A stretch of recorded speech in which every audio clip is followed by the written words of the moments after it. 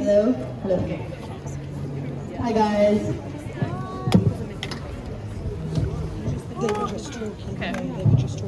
As we gather here today, I, as a British Palestinian, am compelled to address a matter of utmost urgency and humanitarian concern.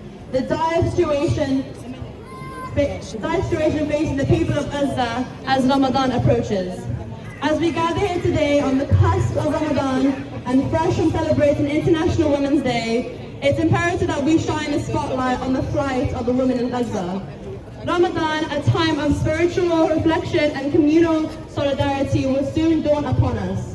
Yet, for the women in Gaza, this sacred month brings not only spiritual challenges, but unimaginable physical hardships.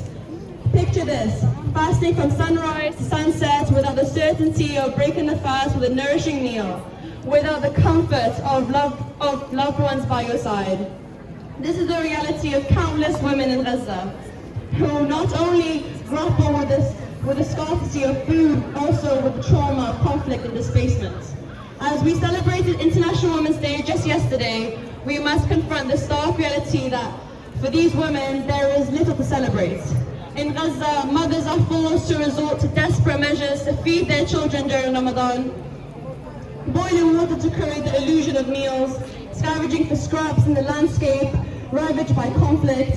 The joyous anticipation of breaking the fast with family and friends is replaced by the harsh reality of hunger and isolation. Over the past 5 months, more than 9,000 women have lost their lives in Gaza alone, victims of violence and oppression. This staggering toll is a sobering reminder of the urgent need for action and solidarity. International Women's Day is a solemn occasion just for celebration, but also for reflection. It's disheartening to witness the challenges women face in Gaza, Sudan, Congo, South Lebanon, Yemen. Women endure atrocities such as massacres, abductions, imprisonment, and silencing. These events signify regression rather than progression. This emphasizes the need to address the stark realities faced by women in Gaza, highlighting the hypocrisy of celebrating women's achievements without acknowledging and actively working to address their suffering. On the brink of Ramadan, in the wake of International Women's Day, let us pledge to stand in solidarity with the women of Gaza. Let us raise our voices in outrage at the injustice and suffering they endure. Let us commit ourselves to action, to providing aid and support to those in need, and to advocating for peace and justice in the region. Ramadan is a time for compassion and generosity, a time when we come together as a community to support one another. Let us extend that same spirit of compassion and generosity to the women of Gaza who are in desperate need of our support. Together we can make a difference. Together we can bring hope to those who need it most. Let us not rest until the women of Gaza are free from the shackles of oppression and deprivation. Ramadan is upon us, and the women and the people of Gaza need us now more than ever.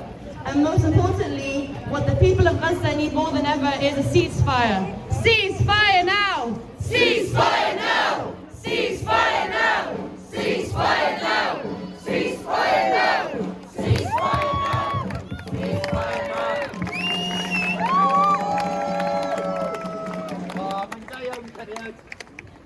Hiya, my name is Laurie and I stand here before you as a Welsh speaker with a message to fellow Welsh speakers. I'r Cymru Cymraeg, agorwch eich llyged. Dyn ni'n gyfarwydd gyda'r brwydr am cael llais. Dyn ni'n gyfarwydd ar brwydr i cael hunaniaeth. Dyn ni'n cyfarwydd ar brwydr i cael sefyll yn ein tir ein hun gyda pobl ein hun. Nath pentre bach o'r enw Llangadeir yn dysgu fi amser maith yn ôl. Mae unded y mae nerth. Mae undod y mae nerth. Dych chi'n clywed fi? Mae'n amser sefyll gyda'n gilydd. Ni'n gyfarwydd gyda sarni gwaed, gyda chwysu a llefen mwyn cael llais. A dyna'n union be mae menywod Gaza yn neud yn y foment hon. Felly gwrandewch a defnyddiwch eich llais yna. Dyn ni'n gweud tro ar ôl tro, cofiwch Dryweryn, cofiwch Llangadeir, cofiwch Aberfan. Wel nawr, mae'n amser cofio Palestina. Fel maen nhw'n dweud, o'r afon i'r môr bydd Palestina'n rhydd. O'r afon i'r môr bydd Palestina'n rhydd. Dych chi'n clywed ni? Mae'n amser codi lan nawr.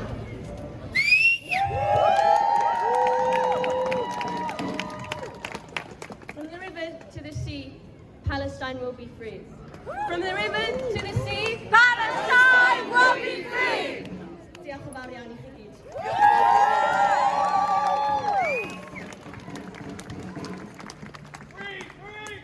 Palestine! Hi guys, I'm Sundar. Thank you all very much for being. Thanks guys. Okay, so I'm just going to speak to you guys for a bit, then I'm going to read you guys two poems.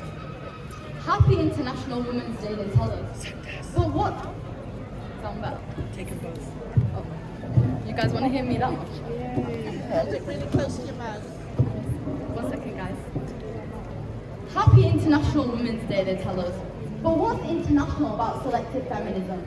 What's happy about feeling liberated while our people on the other side are oppressed? Now, I can't stand here and tell you the beauty of all Palestinian women. All women are beautiful, all mothers are beautiful, but I can tell you about my mother, and I can tell you about my grandmother, may she rest in peace. They are truly the most beautiful souls, and I don't just say this because they're my family, because everyone speaks good about their family. But they instilled in me two of the most important values I think that you will ever see in this life.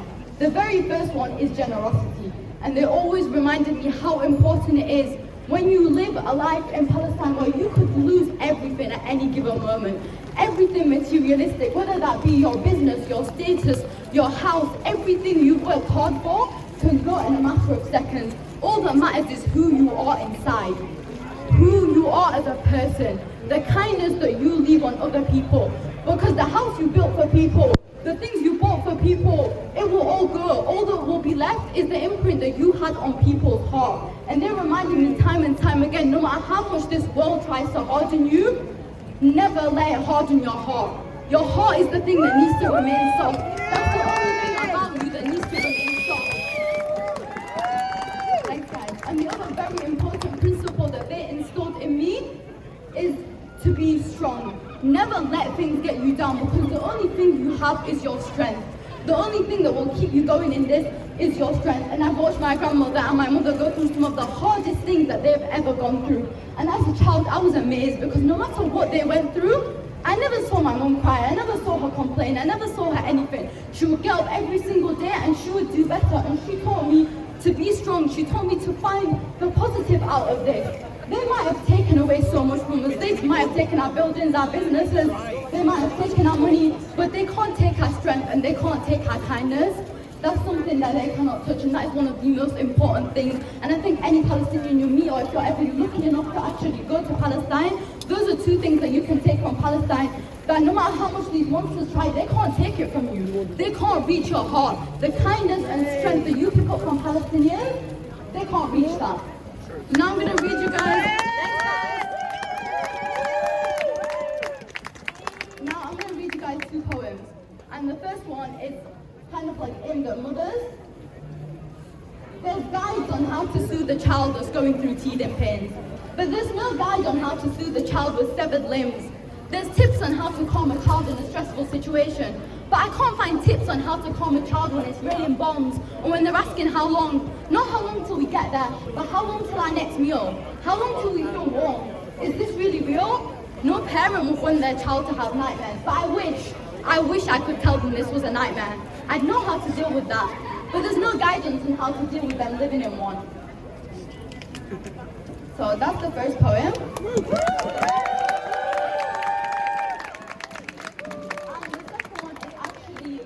On the beauty of Palestinians.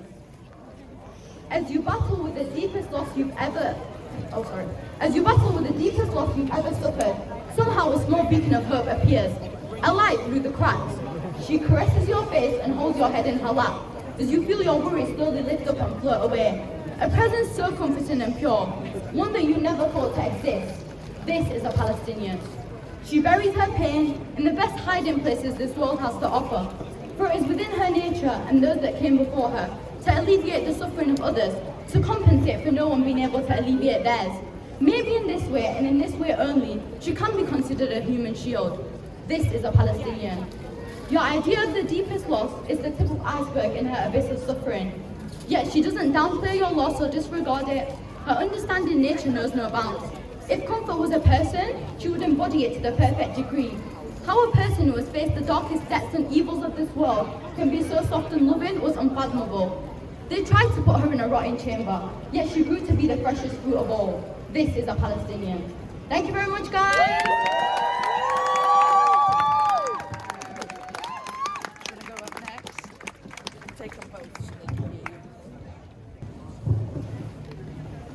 Solidarity to everybody on International Working Women's Day, and I'm President of Cardiff Trades Council, which organises workers across the city together to stand up and resist as well. And on International Working Women's Day, obviously yesterday, and around this time of year, we give solidarity to the working class that's rising up in support of Gaza. Working class people across the world are fighting back, and that includes, and we appeal to every single person to do this, every single person to come on these demonstrations, including the ones that are threatened by their employers not to come on these demonstrations, including Queen Mary's University, which had their offices raided, the Unison branch had their offices raided because of their support for Gaza. So we are having to resist every single time, and obviously if anybody is facing any problems from their employers, raise it with your union and we'll fight back. The working class people across the world can rise up, and we would say the working class in Israel should rise up against their oppressive regime and support the people of Gaza as well. We will fight tooth and nail to make sure that unity of the working class across the world will win. We'll also be very clear in this country that the politicians, as well as supporting the people of Gaza and supporting a ceasefire, should also not be implementing cuts here as well. So we will rise up and make sure we will resist, and any politician that votes through cuts, does not vote for a ceasefire, we will not automatically give the support. I am a representative of a union that's not affiliated to the Labour Party, and we only support candidates that support our members and support the working class. So we will make sure it's very clear that we need a new party, a new alternative that actually represents ordinary working class people. If politicians aren't prepared to support us, we won't support you. So full support to this demonstration.